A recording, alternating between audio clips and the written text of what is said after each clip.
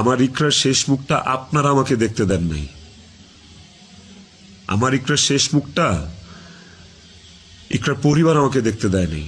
16 বছর সংসার করছি, 16 বছর একটা শত্রুর সাথেও যদি কেউ এক ছাদের নিচে থাকে, সে মারা গেলে তার চেহারাটা দেখার জন্য ছটফট করে মানুষ।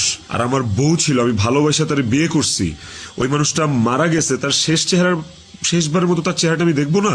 আপনারা অনেকেই বলতেছেন যে এদিকে বউ মারা গেছে অথচ আমি আসতেছি না, নেপাল থেকে আসতে কয় ঘন্টা লাগে, নেপাল কি মঙ্গল গ্রহে নাকি, অনেক কথা বলতেছে। কন্টেন্ট ক্রিয়েটাররা ভিডিও বানাইতেছে যে নেপাল থেকে আসলে 1 ঘন্টা লাগে, এই লাগে সেই লাগে। ভাই, আমি নেপালে 18 বার আসছি, আমি জানি নেপাল থেকে যেতে কতক্ষণ লাগে। আমি দেশে আসা মাত্রই আমার উপর মব সৃষ্টি হবে, আমি দেশে আসার মাত্রই আপনারা আমাকে টাইনা ছিঁড়ে ফেলবেন। আমার ফোনে এত এত এত থ্রেটস আমি আপনাদেরকে বলে বুঝাইতে পারবো না।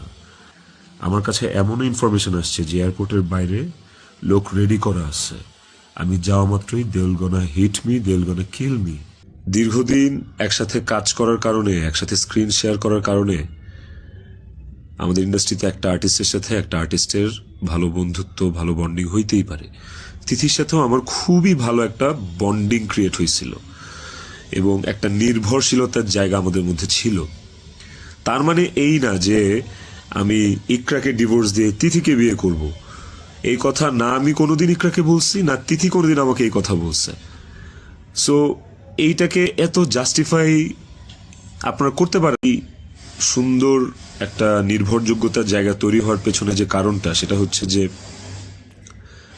চারপাশে এত এত ভুল মানুষ দেখছি, চারপাশে এত এত কি বলে এটাকে, দুধের মাছি আমি পাইছি এই বিগত বছরগুলোতে। ওকে আমার কাছে অনেস্ট মনে হয়েছে, ওকে আমার কাছে ডেডিকেটেড মনে হয়েছে। আমার কাছে মনে হয়েছে যে অন্তত এই মানুষটা আমার জন্য ক্ষতিকারক না।